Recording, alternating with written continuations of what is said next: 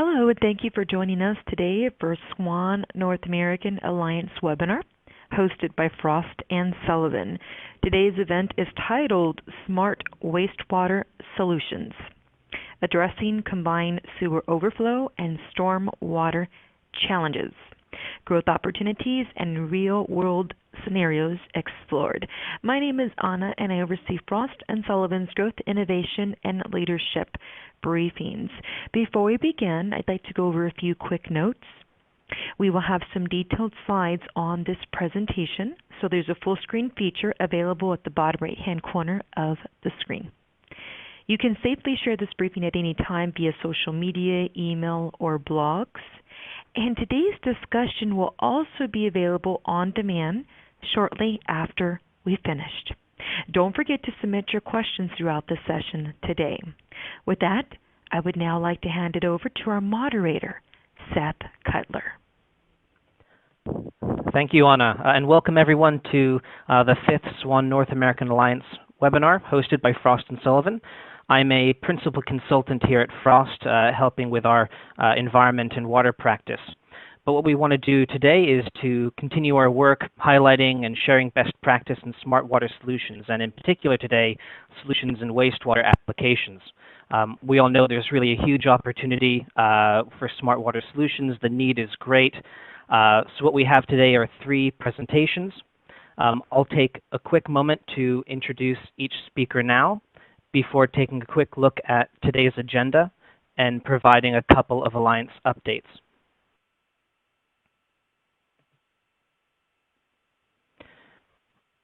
So today we have on the line Kyla Jacobsen.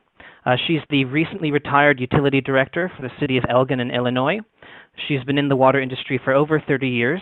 She started as a bench chemist in the Water Quality Laboratory and worked as a chief chemist in charge of water quality, and eventually became the Utility Director in charge of drinking water, sewer collection and conveyance, and stormwater. Kyla managed the city's municipal separate storm sewer systems program, and as well as worked to implement the U.S. EPA-directed long-term control plan for eliminating the city's combined sewer overflows. She received her B.S. in chemistry from Southern Illinois University, MS in biochemistry from Northern Illinois University, and an MS in environmental engineering from the Illinois Institute of Technology. We also have Stuart Tillery on the line with us here today. He's taken the place of Jody Crabtree, who unfortunately couldn't be here with us. But Stuart is the Southeast Regional Manager for Duke's Root Control. He's been in the wastewater industry for over 20 years. He works closely with wastewater collections departments, engineers, and planners to integrate new technologies into their overall preventive maintenance programs.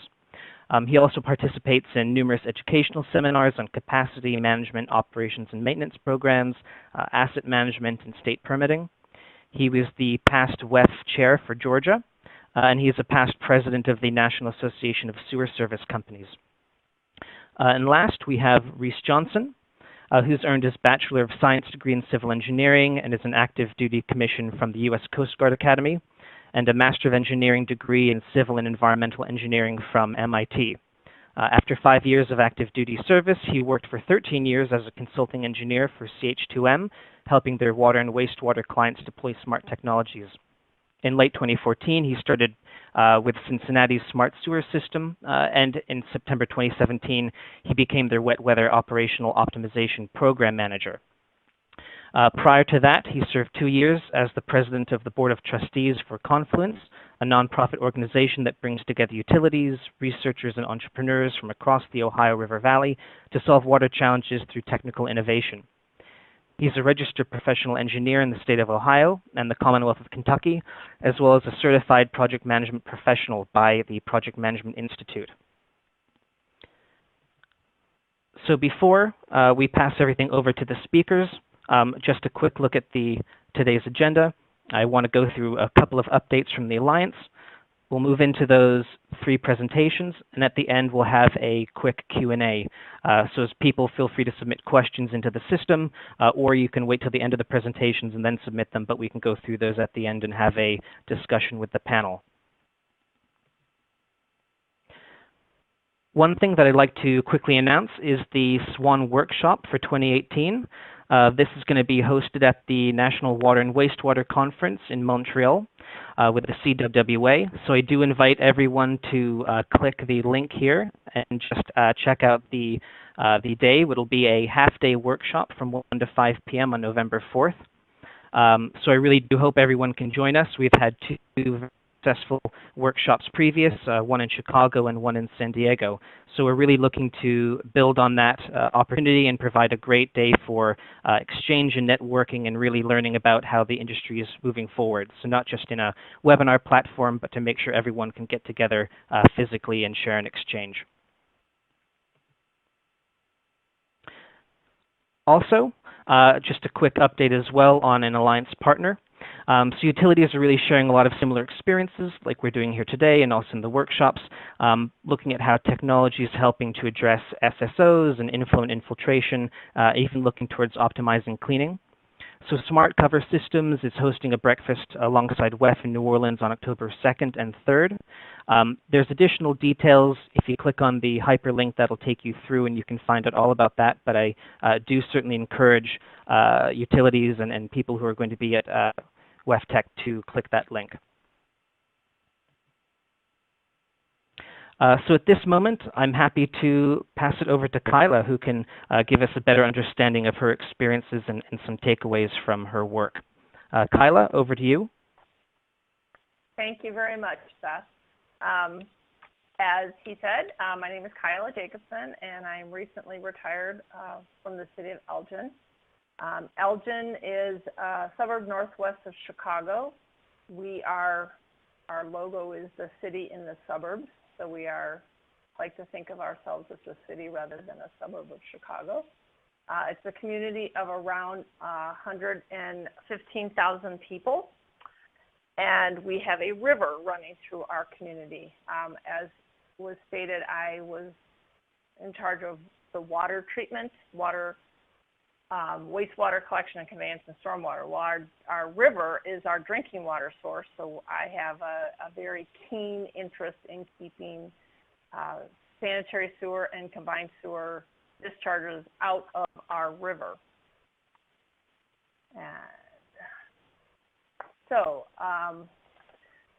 Question for the group here. Do you have combined sewers that you are responsible for? And you can answer, and we will share the response. I don't know if I have to pause on this while you are making your answer. Yeah, Kyla, I would give just a few seconds. The poll question should have popped up on people's screens, so do feel free just to chime in there, and there will be two other poll questions. Correct. Okay. Combined sewers are very popular especially in older communities. Elgin was incorporated as a city around 160 years ago, and they built combined sewers up until the late 1950s. So we have a large percentage of especially of our downtown area that is combined sewers. So we're going to move on. So not only do we have a lot of combined sewers, but we've also had a lot of unusual rain events in the last 10 years. Rain events are categorized by, 10-year storms, 50-year storms, 100-year storms, and we literally have had more than 10 100-year storm events in the last 10 years that have made the issues surface and have created a lot of headaches for the residents of the community, but also us as municipal employees. We have areas of town where basements flood with combined sewage, very unhappy residents when they get sewage in their basements, and we have a lot of overland flooding, and we also have a lot of overflows. So that's a serious part of the problem. The EPA mandates a long-term control plan, and this is the U.S. EPA. The local state of Illinois has primacy, and they are in charge of overseeing the program, but it's a U.S. EPA mandate. The long-term control plan was due in 2010. The city of Elgin did provide a program, a plan to the EPA that stated a 20-year separation strategy that was deemed acceptable by the EPA, and the plan was to eventually eliminate the overflows. Actually, it's not eliminate, it's to have no more than 4 overflows per year. And as part of this long-term control plan, we were supposed to monitor all of our overflows. So the plan is to separate. It's very expensive. We currently estimate that we have around $90 million of expenses left in our separation strategy, because it's not just the sewers, but we have to do roads, curbs, et cetera, and we typically do water main while we're in the hole. The city is currently only funding it at $3 million per year, so do the math, we're not going to reach that target, which is the year 2030. Let's not concern with that, but let's focus on what we are doing. We are continuing to do separation strategies. Many communities are not following their long-term control plans. They're not separating at the rate they should because they are waiting for the EPA to force the issue. And just for your information, in the state of Illinois, the Illinois EPA is getting smart. They're not interested in expensive legal route of consent decrees. They're just limiting permits and expansion, i.e. they're limiting development, and that's crippling cities. So it's time for communities to get on board with their long-term control plan and their monitoring. So the plan was coming together, and our engineering division was actually looking at how to do this monitoring, and they came up with a very complicated and expensive monitoring tool that involved in-channel flow monitoring. I did some research, and I actually found smart cover systems, and it was a lower initial cost, easy installation. We do pay an annual fee for monitoring. It's all cloud-based, and it's easily accessible. There's no confined space for entry. It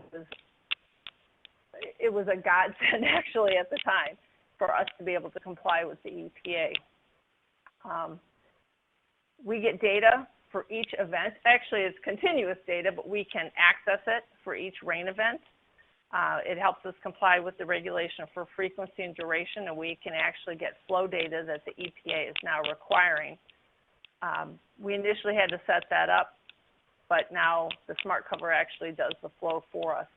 And we can set up alerts however we want. I can send them to myself. I can send them to my superintendent. I can get them by emails or by text message. Easy way to monitor and be able to react. Another poll question. Do you have an EPA long-term control plan that you are currently responsible for? Any community that has a combined sewer overflow system should have a long-term control plan, but I'm interested to find out how many are actually dealing with long-term control plans. Yeah, and I can just chime in on the previous poll. About 13% of people listening in today are responsible. So that'll be the answer for the first poll. Do feel free to chime in on this poll, and then I'll bring those results back for that last poll.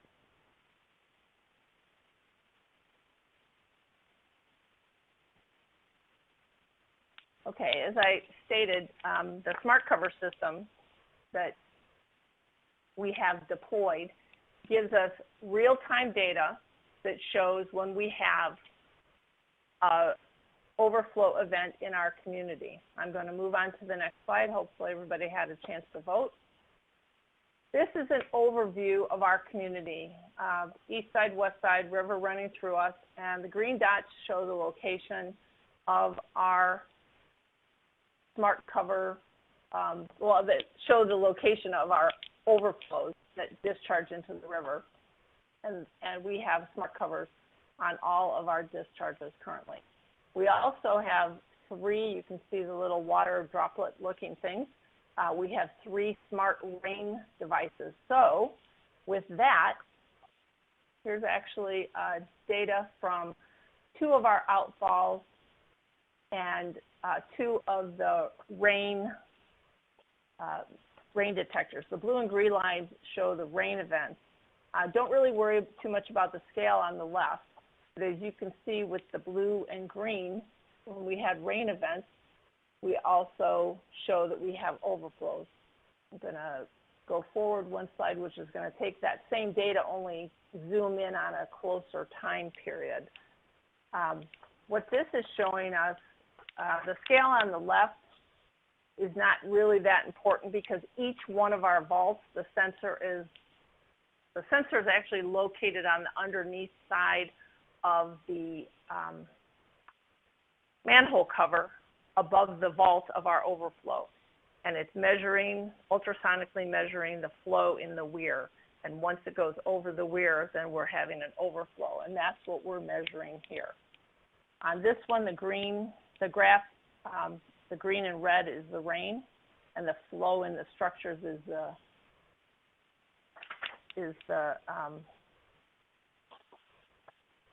are the other two. So this correlates very nicely with the rain events here, and you can actually see the overflow very well.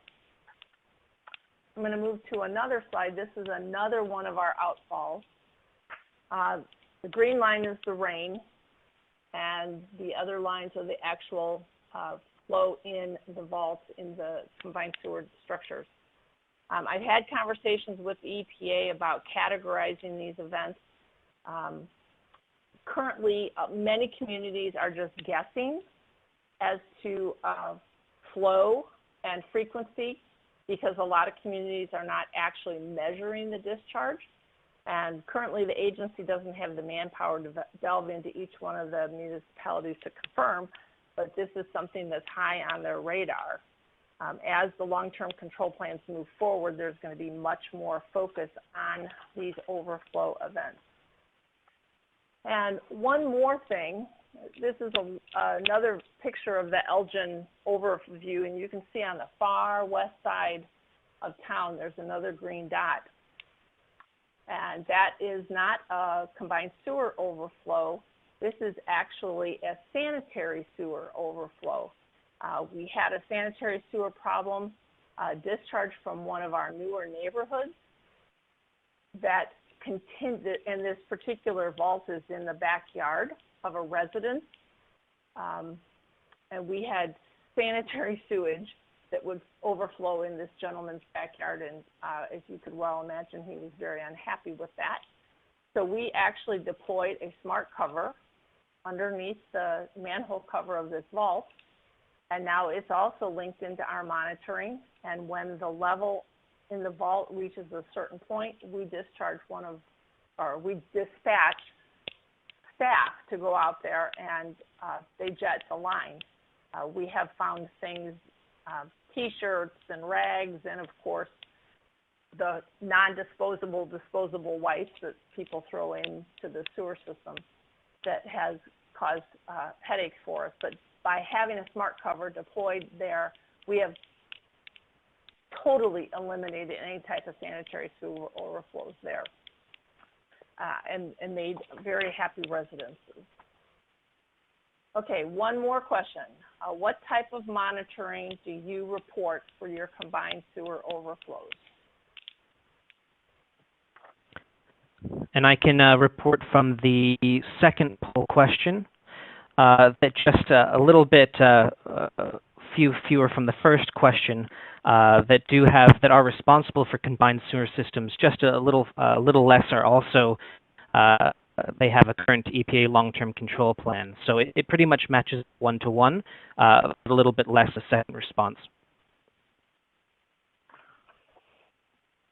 Okay. So moving forward, City of Elgin is going to obviously continue with our separation strategy as required by our long-term control plan, knowing we still have nearly $100 million worth to spend, and as we extend that period out, it will likely be over $100 million as inflation takes place, because we're not going to get it done in the next 10 years. We are going to continue to monitor our combined sewer overflows and use the data that we get on a regular basis to complete our discharge monitoring reports for compliance. And in Elgin, we don't have sanitary sewer overflows, with the exception of that one on the far west side. However, we decided to review our system for other potential ones. We know we have some fats, oils, and grease problems in our sanitary sewers. I'm not going to talk a lot about sanitary sewers. My focus was really on combined sewer overflows, and we have done a very good job of monitoring our combined sewers and having robust data to be able to send to the EPA for our discharge monitoring reports. One of the great things with these smart cover systems is we do not get false data. The data is actual. We don't have problems with the data reporting. It doesn't interfere. You know, most of our vaults are in roadways or near roadways. We do have a couple of vaults that are located in high growth, high tree vegetation area. We're still able to get signal from those locations. They're battery operated, very, very simple to install and very simple to monitor, and having the data in the cloud has been quite beneficial for us. So do you have the data on the last poll, and then I can pass this over to Stuart. Thank you, Kyla. So just a quick reporting on that last poll. Most respondents would be reporting frequency only, but half of those that reported frequency only do report frequency and flow. So in terms of the monitoring that is reported for combined sewer outflows, as I mentioned, mostly it's about frequency. Half that amount will do frequency and flow. So at this point, happy to pass it over to Stuart. Okay, hello, thank you. I just wanted to introduce myself. My name is Stuart Tillery. I'm with Duke's Root Control. We actually cover 7 states for the company, and basically try to do root and grease abatement as well as I&I reduction, and try to introduce some new technologies that these utilities need to try to eliminate treating clean water and try to reduce flows, and also make sure they have enough capacity. So one thing that we've started to look into is a smart wastewater network. So we've been working with Columbia County and several other utilities, trying to get them to where they can have enough of these sensors to monitor their whole system remotely, and kind of develop a smart wastewater network, fully integrate their system, and that way they can comply with any regulatory requirements or environmental or operation performance directives that they feel like they need to comply with. So the reason you have a smart wastewater system is remotely and proactively monitor and diagnose problem areas, provide reliable and defensible information to any government agency or any commissions or boards. And a fully functional smart wastewater network has the capability to micro-detect areas of inflow, infiltration, prevent overflows, backups.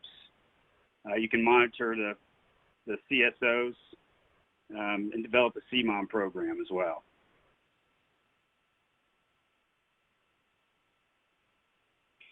Well, the main part of this system would be a low-cost smart sensor monitor that can be installed very quickly, can be moved, and then with no confined space entry or periodic maintenance. That's basically how we're able to get these smart systems set up.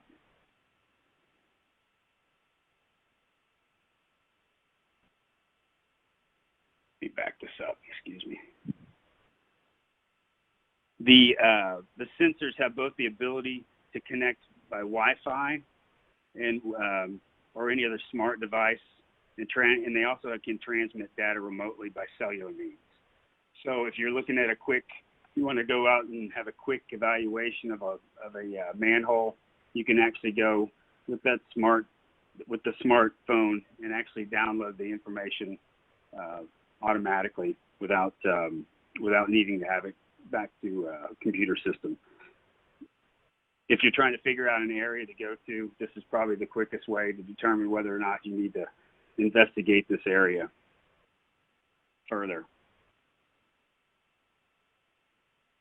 Once the data is collected, so once you go out to those lines or you've looked at a 2-3 week period of rain events and regular flows, then that data is imported into a PC running automated software, the analytical software, and with a push of a button can pinpoint areas of inflow and infiltration and monitor the grids for problematic areas. So you can actually eliminate areas that don't give you an issue and pinpoint down between manholes practically what that particular line is doing during rain events.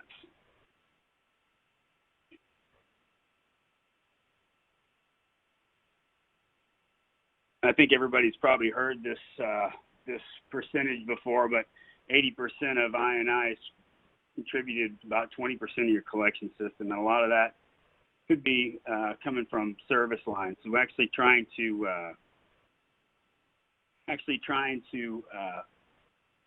pinpoint these down in the actual sewer mains could be an issue because a lot of it could be the service lines contributing. So, but getting down to that 20% is really the key to trying to find where you need to isolate your rehab.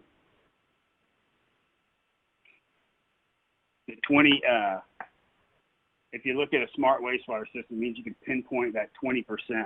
So if you have these monitors out, spread out in a series, you can actually pinpoint between those lines, between those sensors, where the issue's coming in.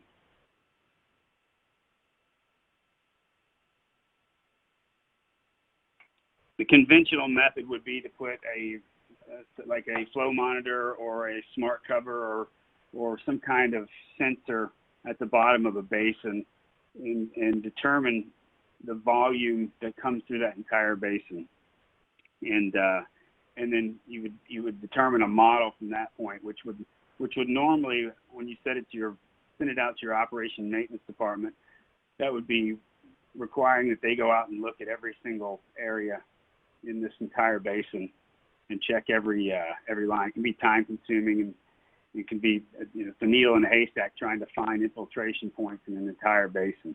So the key to this would be able to have enough monitors and enough monitors out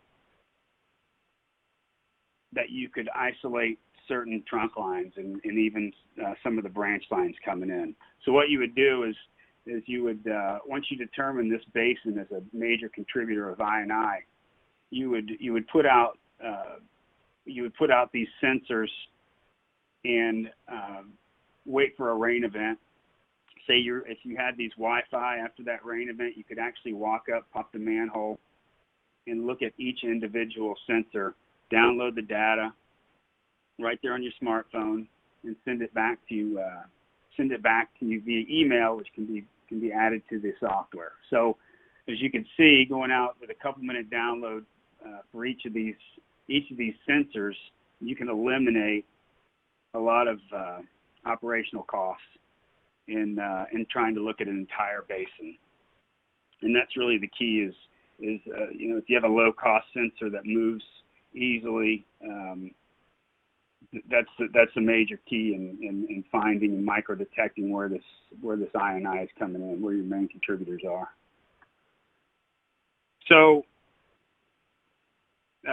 once you get the data for these,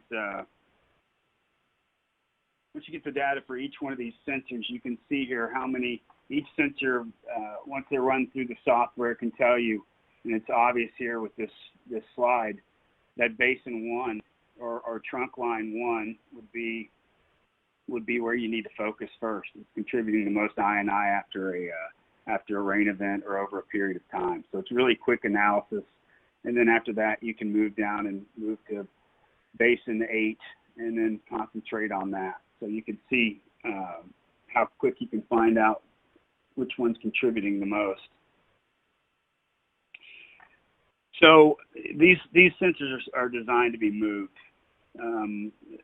If Columbia County's case, they didn't want to have a lot of permanent sensors out. They didn't need a whole lot of warning at this point. They wanted to find exactly where their I&I was coming in. So they wanted to have enough units out and concentrate on one basin where they could say, all right, we're going to find a major contributor. Normally, that's either a hole in the pipe or something along a creek line, and it's pouring in directly into the pipe, or major infiltration through services. They wanted to find some pinpoint some really isolated areas that are contributing most of the I&I. So that's what they were able to do by concentrating on one basin at a time. So after that basin, they did actually find, and I'll go through some of their findings, but after they cleared that basin of their major areas, 3 or 4 fixes and a couple capacity issues, they set up the sensor as an alert, same as the smart cover that was referred to earlier. That alert can tell you whether it's high flow alert, which means you set a certain height in the manhole that you would like to notify you, or one of your staff. You could have as many people on there as you'd like. And also a low-level alarm. With Columbia County, what they found was a lot of the analytics told them that they should have a certain flow, and that the flow at certain times was lower than their regular dry weather flow should be. So it actually they set up a low-level alarm and found out upstream they had some capacity issues, which was a major root issue that was also collecting debris. So it can also tell you whether your flows are abnormal, either high or low. And in the case of Columbia County, they're doing it basin by basin. They're basically going to try to find those I&I points and use the wireless capabilities first, and then eventually have enough. There's enough areas where they're still concerned about capacity issues, where they'll have these wireless or they have these cellular capability, and they'll be able to monitor this back at their operations center. And they eventually want to make sure they want to be able to work their emergency operations through this as well. So when these alarms go off, that dictates where their personnel go, and they have a protocol that they set up to mitigate those issues. So they'd like to get to the point where every one of their basins has several of these sensors permanently mounted, but they want to make sure they get as much I&I out before they do that. So they've had some success with 7 or 8 of these low-cost sensors, and as time goes by, they're hoping to have that whole system set up, cellular and the smart wastewater grid. So if there's any questions, I think we're going to answer these questions at the end. But if anyone has any questions, I'll be on the line till the end of this webinar. So, Seth, I'm just going to hand it over to Reese. Perfect. Thank you. Reese, feel free to take it away into your presentation. Thanks, Seth. Good afternoon, everybody. My name is Reese Johnson. I'm the principal engineer at the Metropolitan Sewer District of Greater Cincinnati, and I want to share with you our smart sewers story, a very short overview of the system that we've implemented in Cincinnati to address and to improve our wet weather operations. As the other speakers have talked about before, we are similarly under a consent decree with the U.S. EPA to reduce our combined sewer overflows and our sanitary sewer overflows. Unfortunately, we have a couple more than Elgin. We have about 200 CSOs and 50 plus sanitary sewer overflows in our system. We cover about 300 square miles, so we have a fair amount of area to cover, and we're similarly an old city that was built back in the day when combined sewer was the state of the art, and so we're dealing with that legacy now. So we went all in on a smart, using smart technology to improve our operations, and we built a cloud-based SCADA system to be able to monitor and control essentially our entire collection system. I want to highlight a couple points here. One, it's cloud-based in that we are sending data to the cloud and accessing it then from anywhere. And as the illustration shows, we have flow monitors, we have rain gauges, we have level sensors, stream gauges, as well as facilities that are reporting in via cellular telemetry out into a cloud platform, which enables us to collect data from this really widely spread area. And then on the right-hand side, we show that our users are able to interact with this from wherever they happen to be, whether they're the planners and designers in the engineering section, our operators, our maintenance staff that are out in the field, or the managers, wherever they happen to be, on-site, off-site, as well as produce reports out of this cloud-based system. The second part I want to highlight about this system is it's a SCADA system. SCADA is short for Supervisory Control and Data Acquisition, which is just a fancy term for an industrial control system. And wastewater plants and water plants have had these for decades. But what we wanted to do was build this for a collection system so that we can collect data from all our pipes, our trunks, our interceptors, our overflow points, and connect with our remote facilities in a remote and secure way so that we could actually not only monitor what was going on, but control those facilities based on the data that we were collecting from the various sensors. Here I show a cutout of the service area for the Metropolitan Sewer District. The gray area underneath is the Hamilton County, which is about 300 square miles, and the expanded window is a little hard to see, but that's about 120, 130 square miles with about 10,000 manholes and well over 1,500 miles of sewers. That's what all those squiggly lines are. And on top of those squiggly lines, you'll see a bunch of little stars. And what those are the monitoring points that we identified as places where we wanted to collect data from. This is in addition to the approximately 130 overflow sites in this part of our service area. So in addition to those 100 plus sites, we wanted to monitor our sewers in about 150 locations that would tell us levels and flows in the various trunks upstream of combined sewer overflows, in the vicinity of sanitary overflows, along our interceptors. So we needed to figure out a way to get data from these widely spread, discrete sensors that are across our service area. And we looked into multiple technologies. We started with a partnership with the EPA, kind of doing an ideation challenge, actually, on sensor technology. Then did several pilots with multiple technology providers. But we had some specific requirements in that since we were building this into a SCADA system, we had some unique qualifications in terms of, or desires in terms of the qualifications of the equipment, that it was highly secure and it could integrate with our SCADA system. Looked at a lot of off-the-shelf monitoring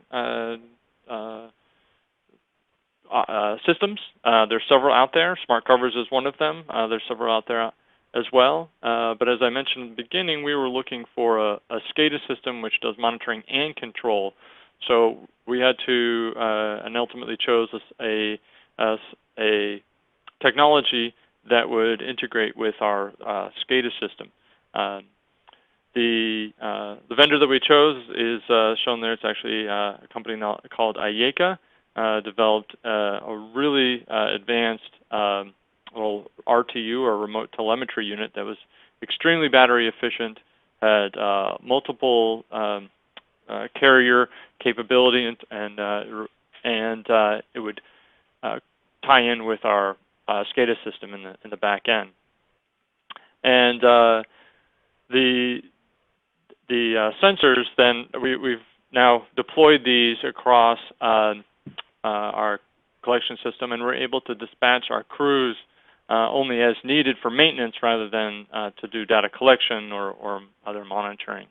What was fantastic and very enabling about this solution was that we went from a program that had about 150 monitors, mostly flow monitors to calibrate our model, to now over 600 sensors, which include flow monitors, level sensors, water quality sensors, rain gauges, and the like.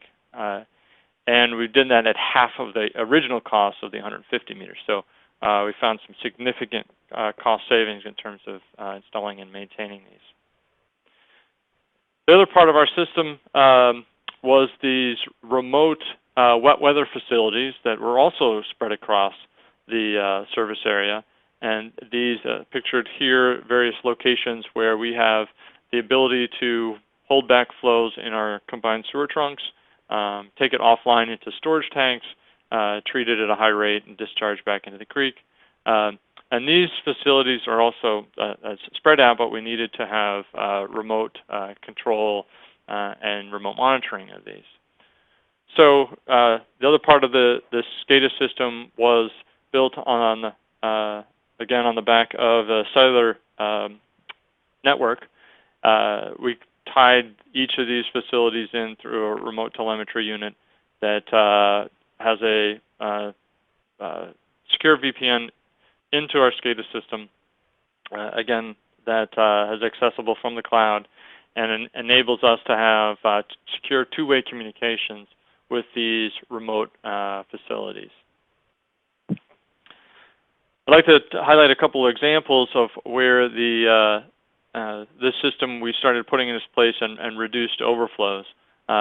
This particular example, apologize, the dots got a little bit skewed there, but what I'm trying to illustrate there is that we have the center part of the service area drains south to the Mill Creek Wastewater Treatment Plant there at the bottom. And there is a remote facility about 16 miles to the northeast of that main treatment plant that it has 3.2 million gallons of storage, 3.6 million gallons worth of storage, and a high rate treatment facility. And it was built just upstream of a very prolific sanitary sewer overflow on an interceptor. So that facility was built just to keep that SSO from activating. Well, about 2 weeks after we put the system live, the SCADA system live, we had significant flooding of the Ohio River, which impacted the treatment plant and actually impacted the lower part of our interceptor. And that's illustrated by the red dots kind of along the black line there. However, the current conditions up at the remote facility were clear. They were green. And we know this because we had put sensors all along the interceptor, as well as in all those other places that had stars. But most important for this demonstration, and this example, is that we had put sensors all along our interceptors and knew exactly what the conditions were in our interceptor.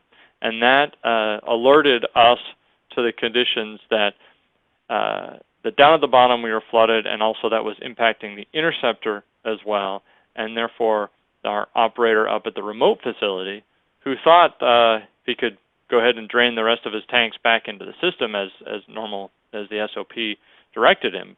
But under this new regime with this new visibility based on the SCADA system, he was able to retain that flow and treat it and eliminate and prevent 1.4 million gallons of discharge in this one particular storm. Another example where we had a similar effect by controlling these remote facilities is this is the screenshot from our SCADA system, which illustrates the water level coming into the facility in blue in the upper line, and the pressure inside of an inflatable dam, which is the green line. And that inflatable dam deploys automatically based on level sensors that are locally wired in to hold water back, but in the combined sewer trunk. But then if the water level gets too high behind that, obviously you don't want to flood people out into their basements and up in the line, that dam would depressurize and let the water go. In this example, the pretty significant rain event happened, and you'll see a significant sudden increase in water level in blue up at the top. And so the inflatable dam at that overflow point expanded and started holding that water back. It was an incredibly intense storm, and it was too hard and too fast, so that dam had to go in an emergency deflate mode and dump all the water that it was trying to store behind it to protect, to make sure we didn't flood anybody out. However, with the SCADA system, we had remote monitoring capability, so we were able to see what was happening in real time at the facility and ensure that the equipment was still in suitable shape, and we were able to remotely reset that facility so that it could, as shown by numbers 3 and then 4, we were able to reset the facility so it could go back into operation and reinflate the dam and then begin to capture more water, because this was a prolonged event. And although we missed kind of that first hump of water, that second larger volume of water we were able to capture.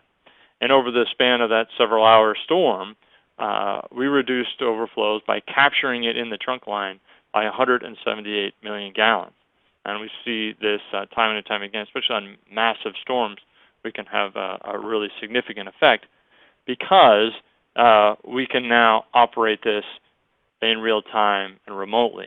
The anecdote I love to share about this is that it has rained so hard, it had flooded the area, it flooded around the area, so we couldn't have even gotten to this facility if we had wanted to go and visit it. But since we had remote visibility, we could see the condition of all the equipment, make sure everything was okay, we were still communicating, and were able to reset it and have some significant impact on reducing overflows to the environment. Last example of things we're able to do with our SCADA system and the technology we've deployed. This is a screenshot at another location where we have a sanitary sewer overflow that is extremely highly monitored and observed, because our industrial dischargers that discharge into our system, we have written into their permit that if we were experiencing elevated or restricted conditions, meaning that we're actually overflowing from this SSO, then we're able to have them change their operations. So instead of discharging their waste directly into our sewer, which happens to be upstream of this overflow, they are required to truck that high-strength leachate waste all the way to the treatment plant to ensure that it gets full treatment. And so we have monitored this particular overflow point, as well as the creek that it discharges to, in addition to the valves and gates at the treatment plant that are associated with this line. And what this allows us to do is, when we sense the conditions based on all the parameters that that sewer line is backing up and then overflowing, we set what we call restricted conditions automatically. The SCADA system detects those conditions, sets those.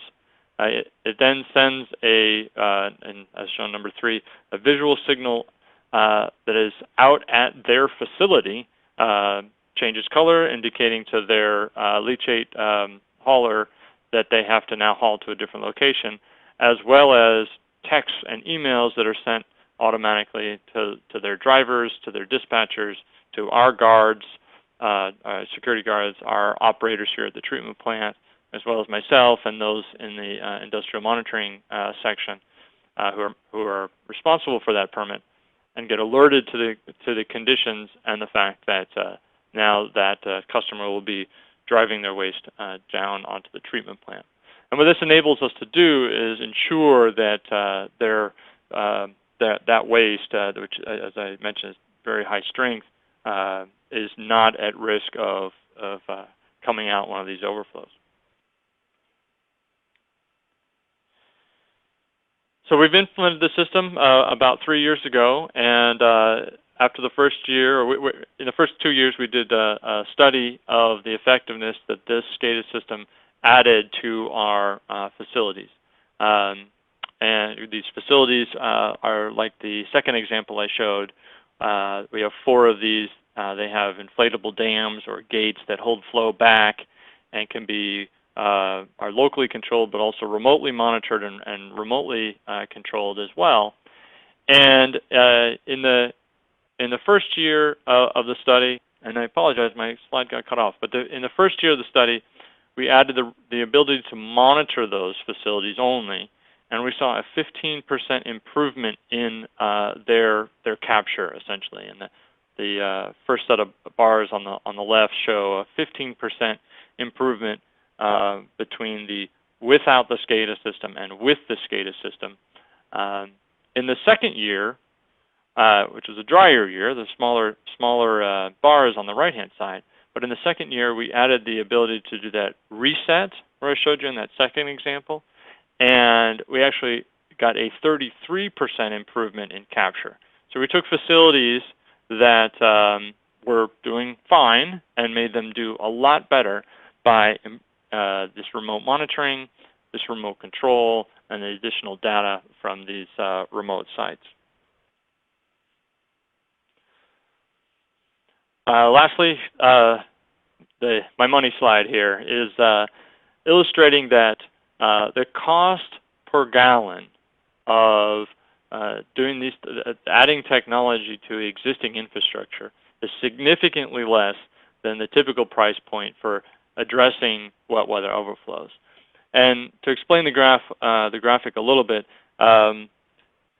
some typical cost to build a treatment plant to treat combined sewer overflows can be between 80 cents or $1 per gallon, kind of just rough numbers. To build a storage tank, it's about 40 cents per gallon. And the system that we implemented, and we did a very broad-reaching kind of cost-benefit analysis, and we came out with spending about 1 cent per gallon in terms of the overflow that we were keeping out of the river and the creeks, based on putting the smart technology in, the sensors, the SCADA system on top of it, and that enabled us to have a significant lower price point than building new infrastructure.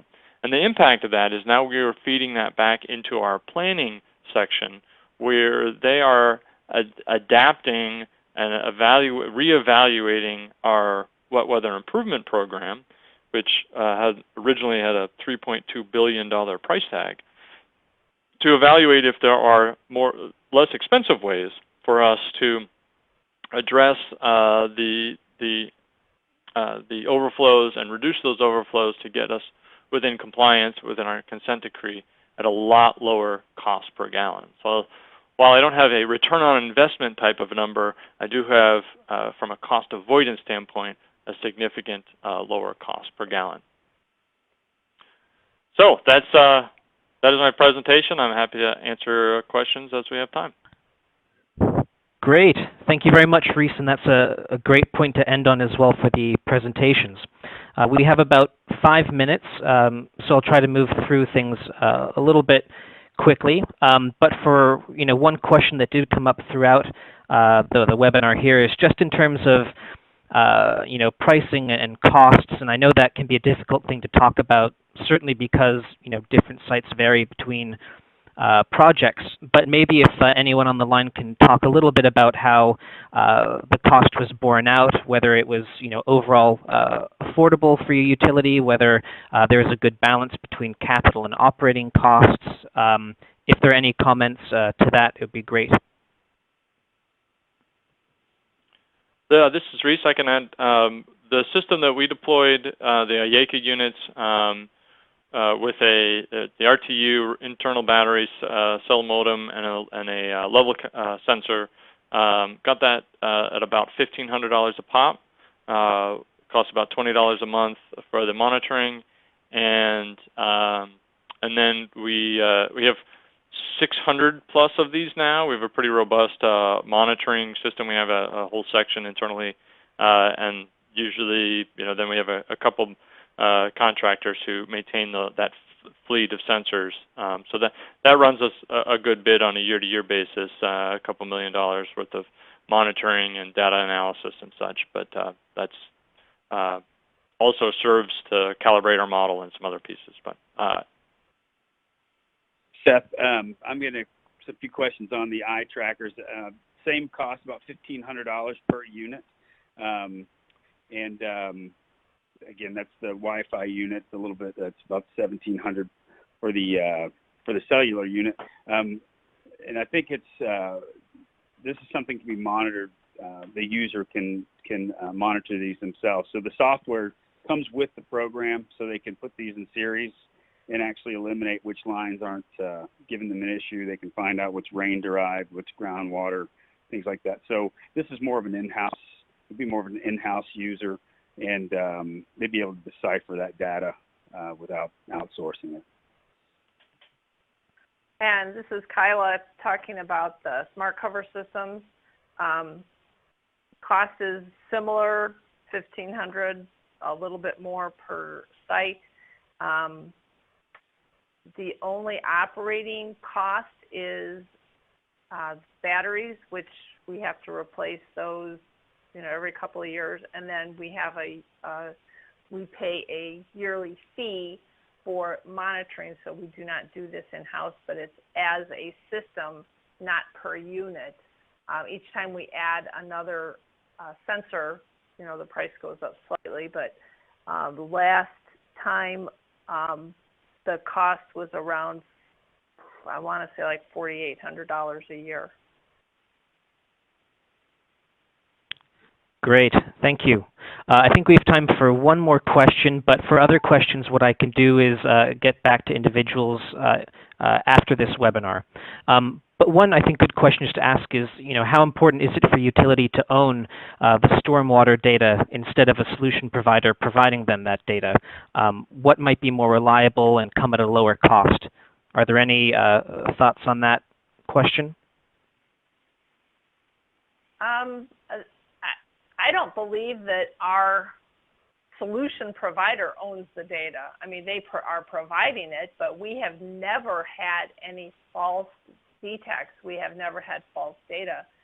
So I believe, the data is coming from the equipment, but, I believe that, we still own the data as it were, and we're able to then use that data however we need to, and be able to provide that information on our monitoring reports to the EPA. So and the EPA has been very happy to receive the data in its completeness. In Cincinnati, we experimented with a couple different architectures or data protocols. We were very keen on making sure the data was coming to us, and that we would have access to it at all times in case we needed to change vendors. Or that being said, I think that it's really important to have a partnership with your data provider, whether it's smart covers or another monitoring system, and make sure that you have access to your data, whether it's on their cloud or you transfer it to your cloud. Where we ended up eventually is that it gets reported into Mayeka's cloud, but we harvest it every minute into our SCADA system. So it's there on their cloud, it's on our cloud. We have the data, we do our reporting from it. So it's not like they own the data, and that's definitely something that should be a non-starter. Like, no, the utility, quote unquote, owns the data, and ultimately it's public information. Great. Thank you, Reese. And thanks, everyone, for joining us here today. I know we're hitting the top of the hour, but there's been a lot of great information we've tried to put into that hour. And we do hope you found today's information very useful, that there are key takeaways for you. And as I mentioned, I'll get back in touch with some answers to additional questions we didn't get to address. And if there's anything further, do still please reach out. Thank you very much, and that'll be the end of the webinar. Bye-bye.